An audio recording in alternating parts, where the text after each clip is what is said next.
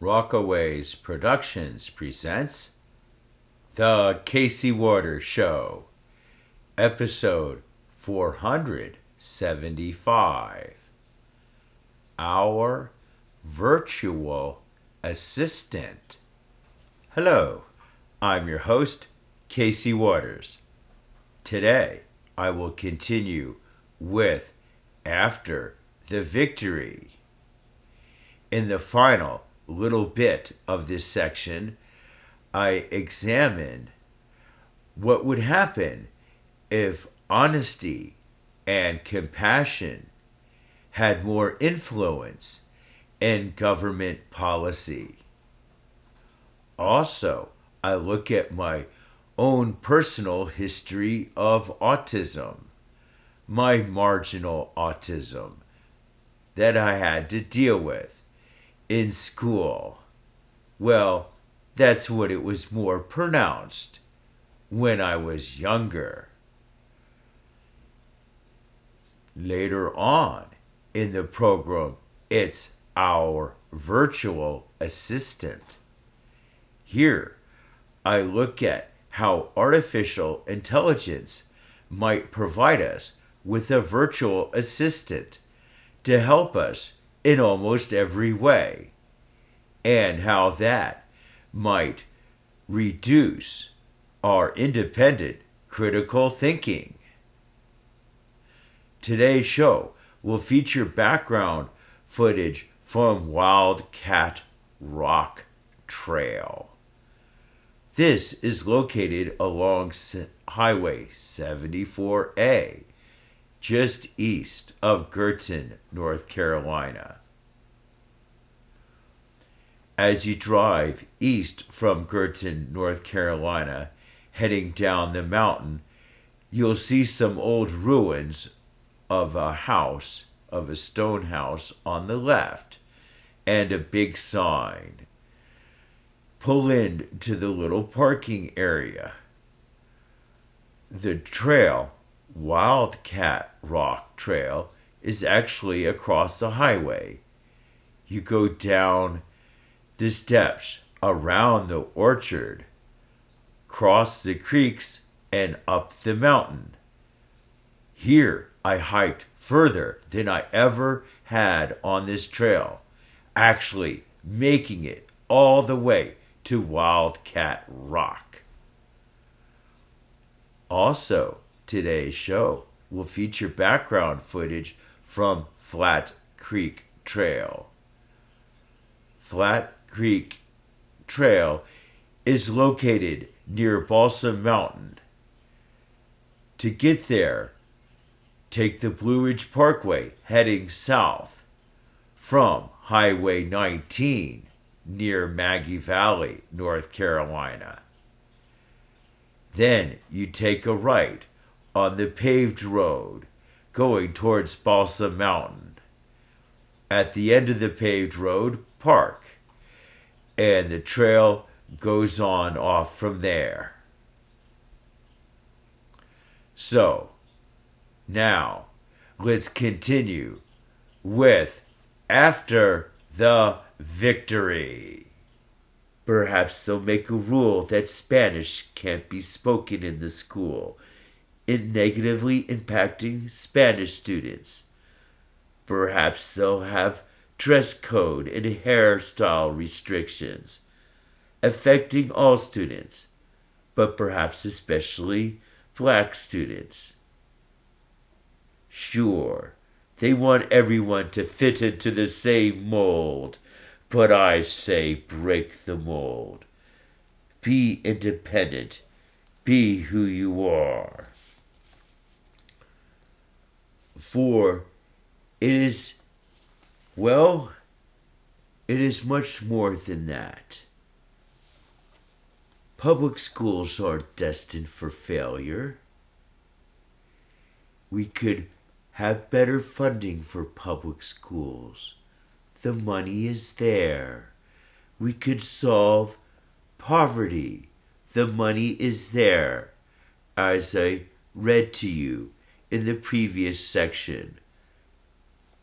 Poverty by America by Matthew Desmond.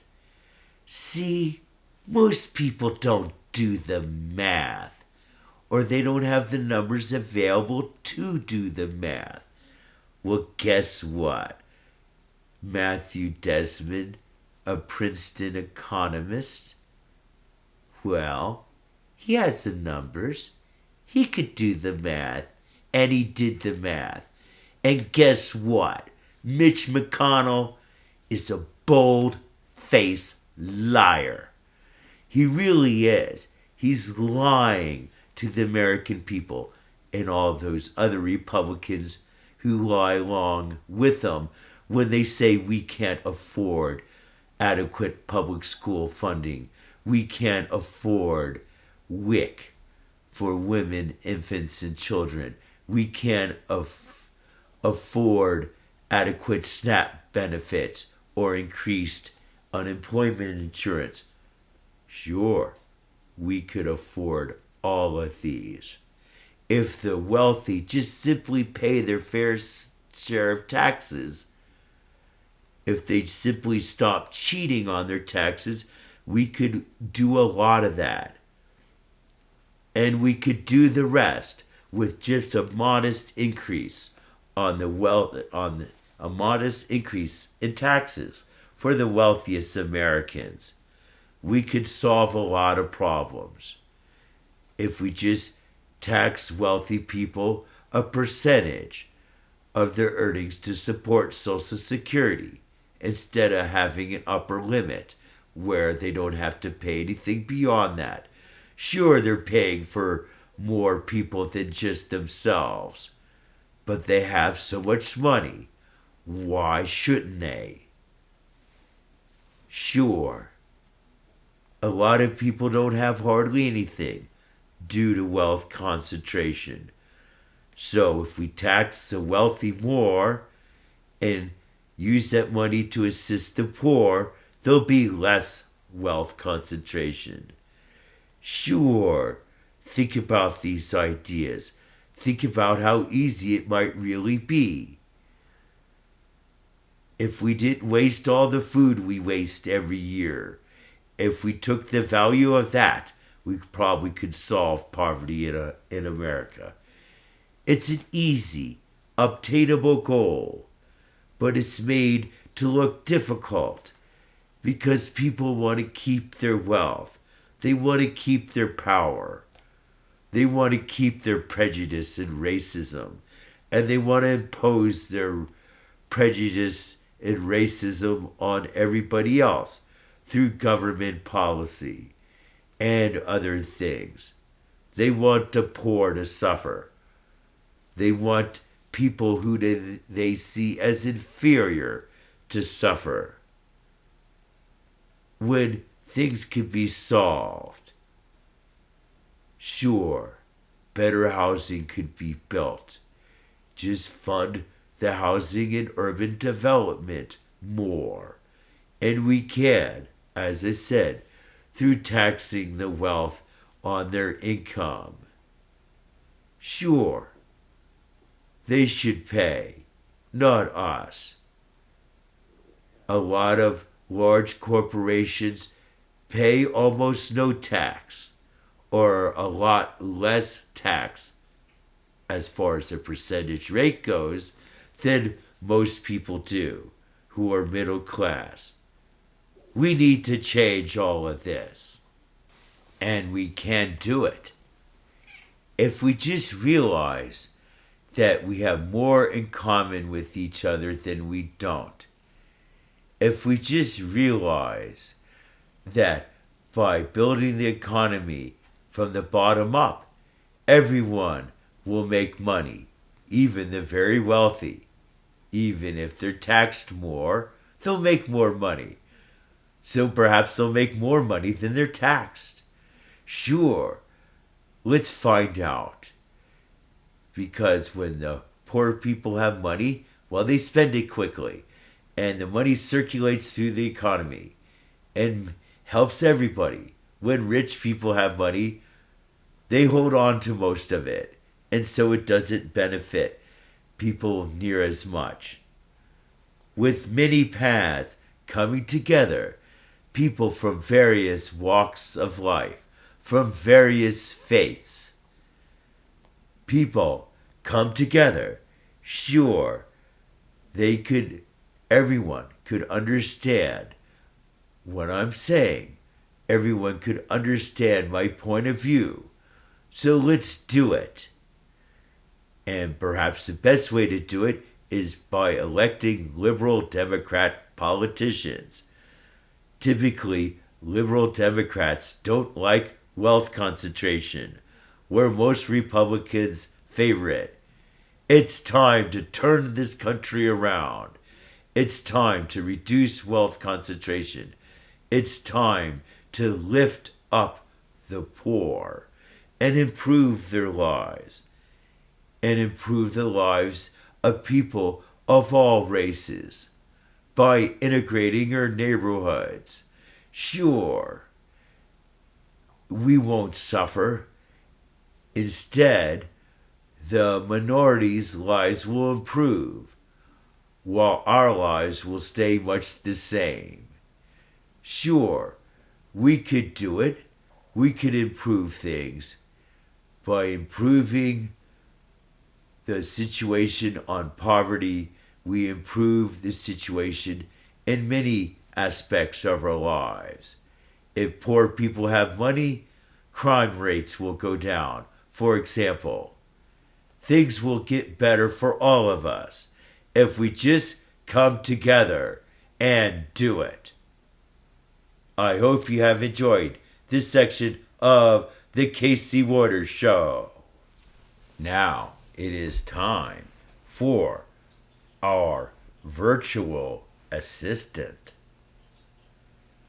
Well, we might have one virtual assistant who does many things, or perhaps we'll have several of them, each for a certain set of tasks.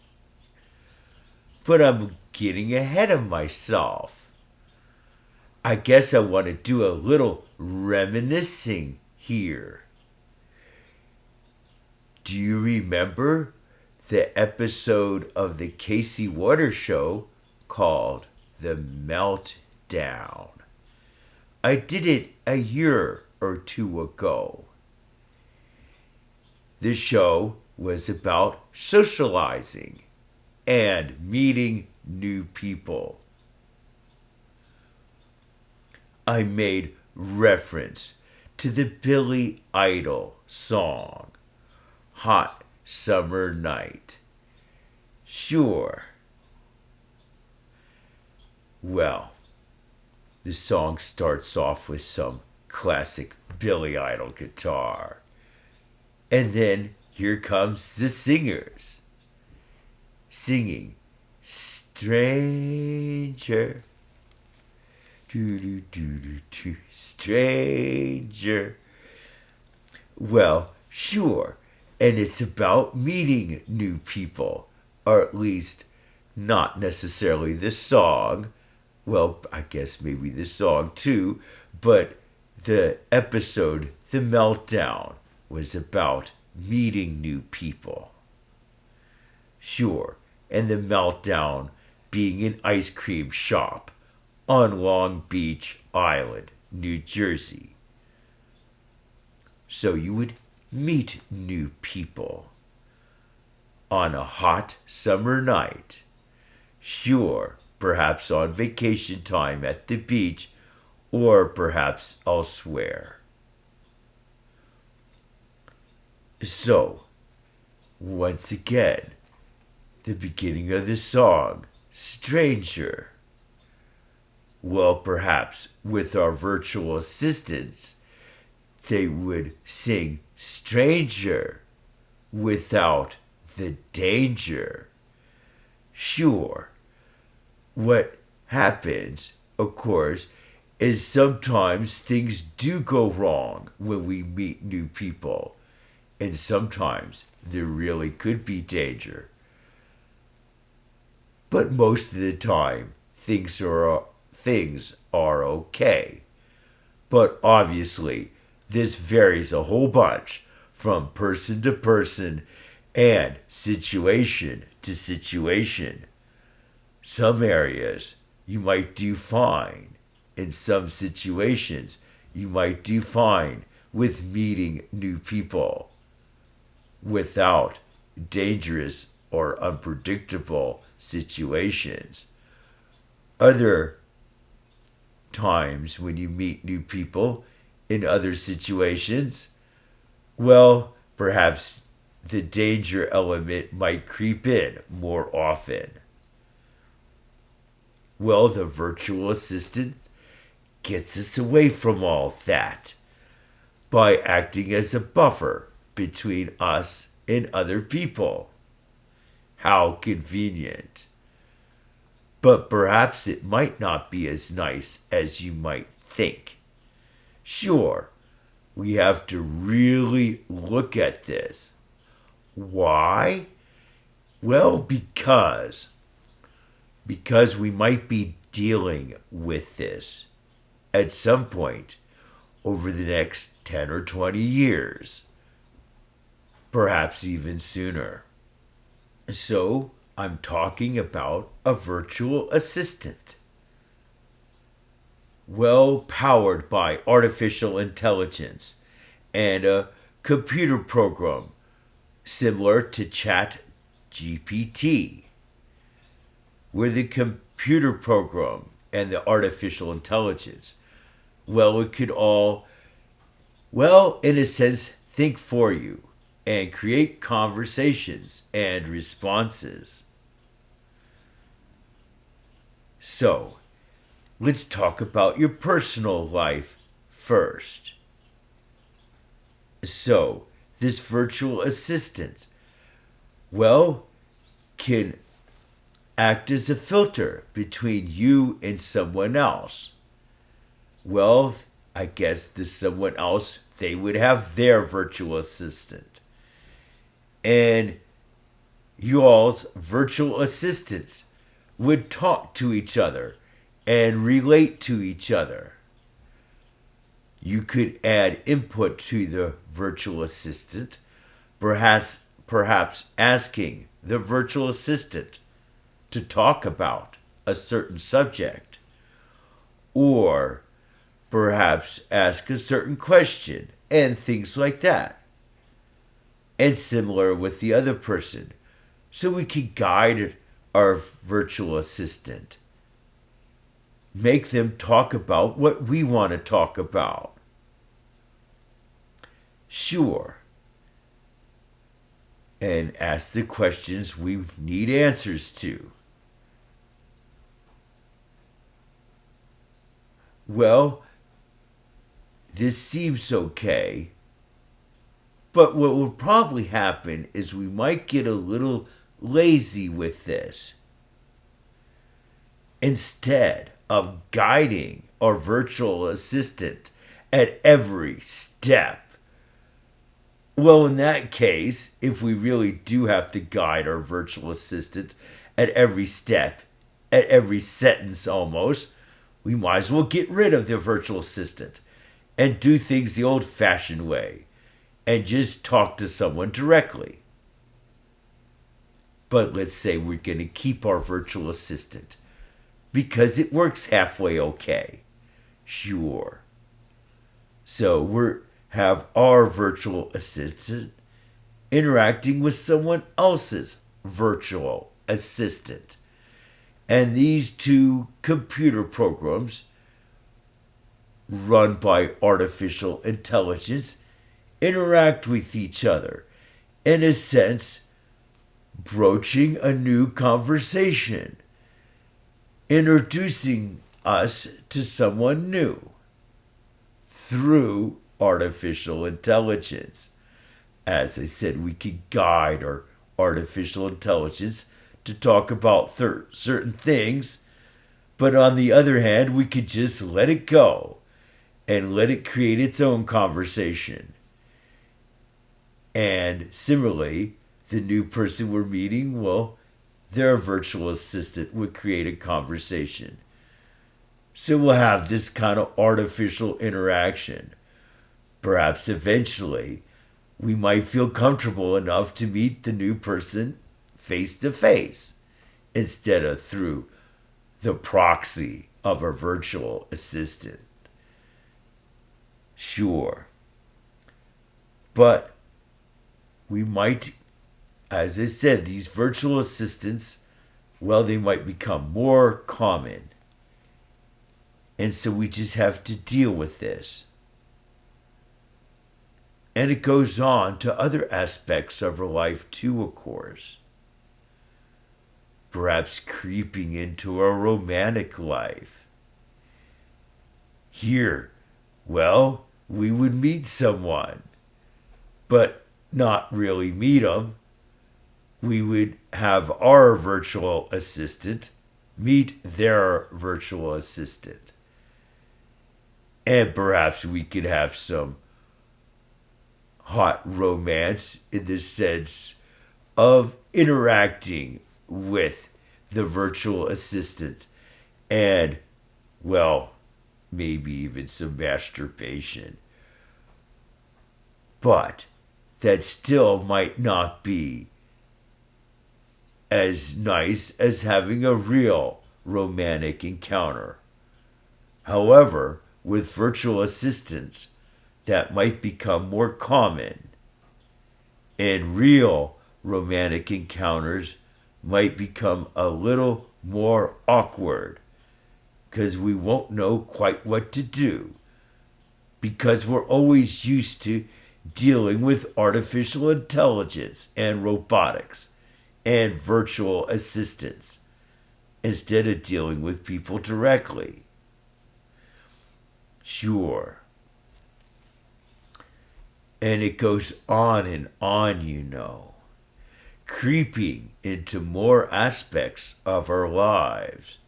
Sure. Now we have a virtual assistant on the job, helping us work. Well, this could all be very up and down.